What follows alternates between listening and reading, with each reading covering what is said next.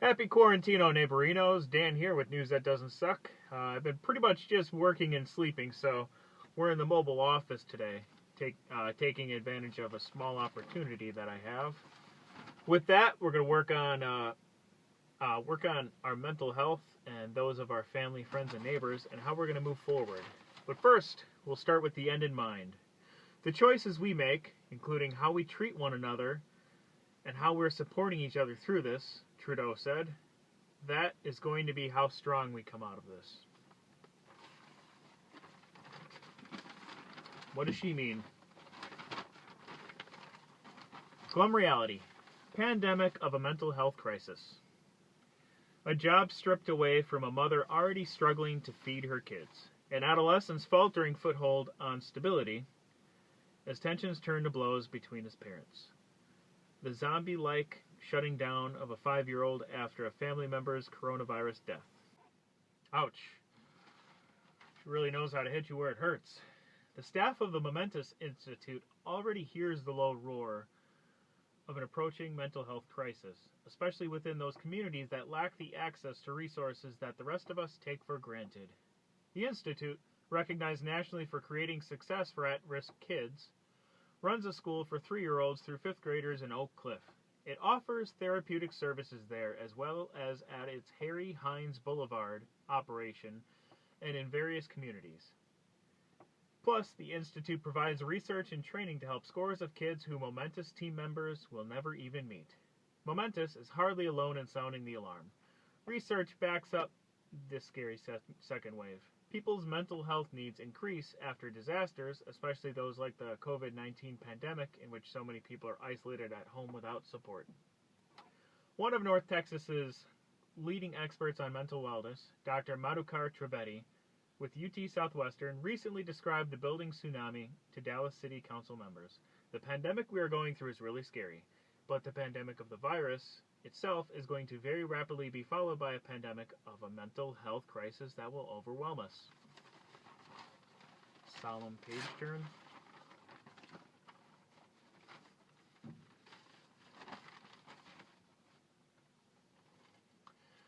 The wheels can fall off the bus for all of us in times like this, Momentous Executive Director Jessica Trudeau told me, but our African American and Latinx families, especially those with economic challenges, are being disproportionately impacted.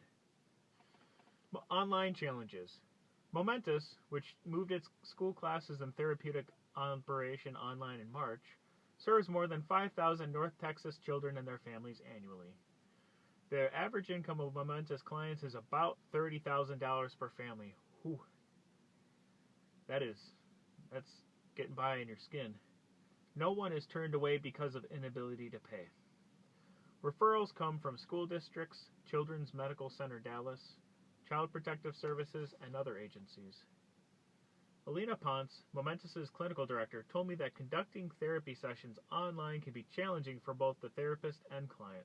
Internet access is spotty. The home may not be a safe place to talk honestly. And imagine trying to effectively lead play therapy with young children from a remote location. In almost every session, Ponce and her colleagues see warning signs that parents have fallen into survival mode and children are sensing new trouble. Many of them already were working through trauma, and now we're seeing the layering on of new pandemic-induced trauma, she said. Momentous counselors are well acquainted with the toll that the toxic stress of poverty and accompanying struggles take on mental health. In those households, it's almost impossible to maintain boundaries between adult worries and kid worries. In turn, that level of stress, not only worse because of the pandemic, changes a child's still developing brain in ways that are difficult to undo. However, in this time of upheaval, this is affecting parents' ability to give even that, Ponce says. Parents are expressing fears about how to navigate their own emotions. For example, one recent therapy session that was planned around the child in the household unwound when, quote, Mom was all over the place because of conflict in the marriage, Ponce said. In this case, the therapist was able to switch gears to work through the session as best as she could, then add appointments to help the mom separately while continuing with the child. Very good work on that therapist part. She was able to address some of what the issue was at hand, and she was able to put an end in sight for the problem. Because beforehand, that parent could not focus on anything else because it seemed like that problem was going to be there forever and ever until the end of her life because there was not an end in sight. But now there's an appointment, there's a time on the calendar, we can breathe, and then we can get back to the task at hand, which was working with the child. Some momentous therapists have sufficient history with a family that they've barely missed a beat. Even with a 5-year-old who is able to continue processing what's necessary, Ponce said. Other kids can't handle it all, though. It's all just too much. Sensing that in some households even the basics for survival might not be present, struggles to get food on the table for instance, counselors also try to figure out how they might open the door to get more information. Ponce shared the story of a counselor who realized the parent had only one online tool, her own phone, to provide for her child's online classes. No devices, no tablets for the child to do their paperwork on, she said. The therapist helped persuade the school to provide more assignments that could be done on paper. I can only imagine how that parent would feel. I mean, doing everything she could in her power, and then all the kids are kicked out of the schools for everybody's safety, and now she can't even bring an education to her child. What lies ahead? The stories from Momentous are poignant evidence of why community and state leaders need to get busy with policies and funding to prepare for what schools will face when children return to their classrooms. Otherwise, the coronavirus will swell the already staggering equity divide. There is going to be this concern that, oh my gosh, we're so behind on academics, Trudeau said, but students will never get there unless resources are in place to repair the social and emotional trauma, particularly of a district's most vulnerable students who have nowhere else to turn for help. This goes back to what we learned from those grade school teachers. A kid can't learn if their stomach is empty and it's growling at them, or they can't focus on what we're discussing if they saw some serious, let's just say saw some serious stuff the day before. So those would need to be addressed.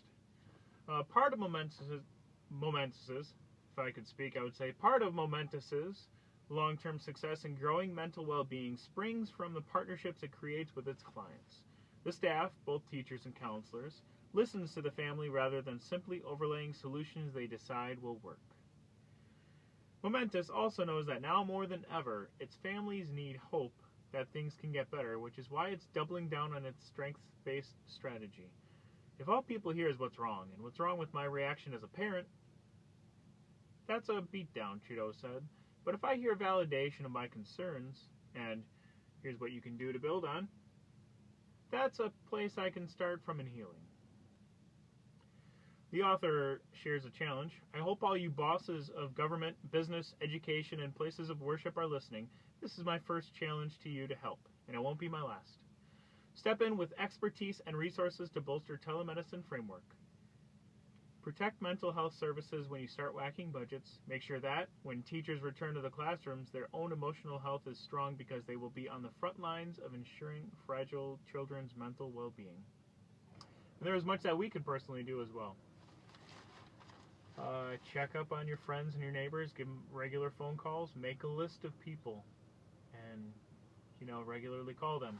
Go through the list, and then when you, this works for me, go through the list, and then when you get to the bottom, start back up at the top. A couple people a day, you want to check on them. Also, what they talked about with teachers and other people's mental well-being. Work on yourself right now. If you're not helping somebody else, if you can't help somebody else, work on yourself right now. Happy Wednesday. Happy Wednesday. Work on yourself right now. I know BetterHelp and TalkSpace are two applications that have a lot of therapists on there, and their business is booming, but they still have plenty of space. So check into something, talk to somebody, look out for your friends and family. And let's end at the end as we had started at the beginning. The choices we make, including how we treat one another and how we're supporting each other through this, Trudeau said, that is going to be how strong we come out of this. You guys have a better than good day, and I hope to see you soon.